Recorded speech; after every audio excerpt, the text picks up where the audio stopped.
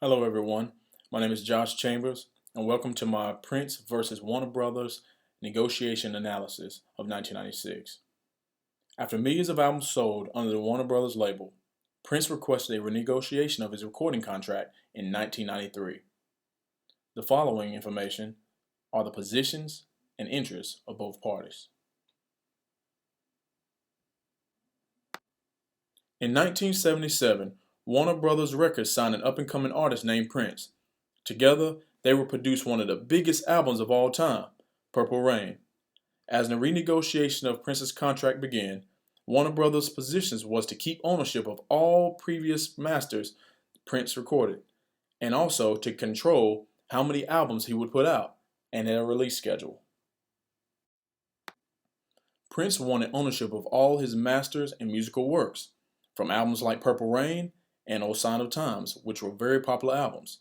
He also wanted control over his creative direction and how many albums he put out a year. He wanted no limitations on his album count. Albums like Graffiti Bridge and the Symbol album were poor sales for Warner Brothers Records. Their underlying interest was a better return on their investments.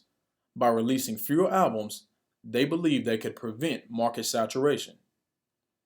Overall, they wanted control over how many albums were released so that they can have better sales as a result of a better marketing campaign for Prince. Prince's underlying interest for the renegotiation of his recording contract with Warner Brothers Records was the freedom to create more music and the ability to control what's done with his music. Prince, who is a multi-instrumentalist, producer, arranger, and singer-songwriter, felt hindered by his current recording contract, which limited him to how many albums he could release a year. Next, we will discuss negotiation principles found in the negotiation between Prince and Warner Brothers Records, from BATNA, mutual benefit, and also dirty tricks. BATNA is the best alternative to a negotiation agreement. In a negotiation, it's something like a backup plan for either party. In the case for Prince, his BATNA was to create his own record company and release his own material under a new name. His new record company was called MPG Records, and one of the songs that he released under this record label was The Most Beautiful Girl in the World.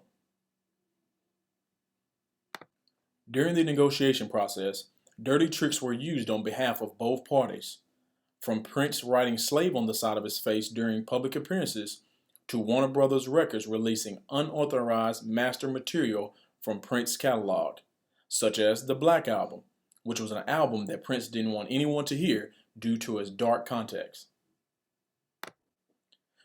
Mutual benefits was another negotiation principle shown in the negotiation between Prince and Warner Brothers Records.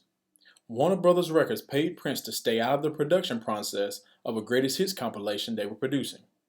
Both parties benefited because Warner Brothers Records had another album under the Prince name that they could profit from, and Prince received money on his previous works. The good during the negotiation process was that Warner Brothers recognized the tactics of Prince and understood his desire to leave the label.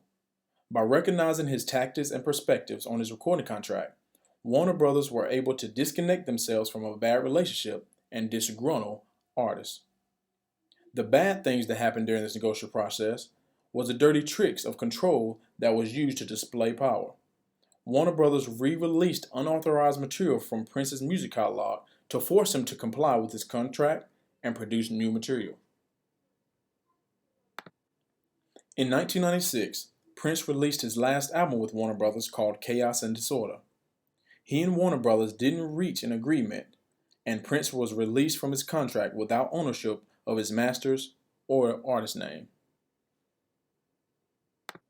In closing, although the relationship between Warner Brothers and Prince ended on a bad note, their relationship produced successful music for Prince and Warner Brothers.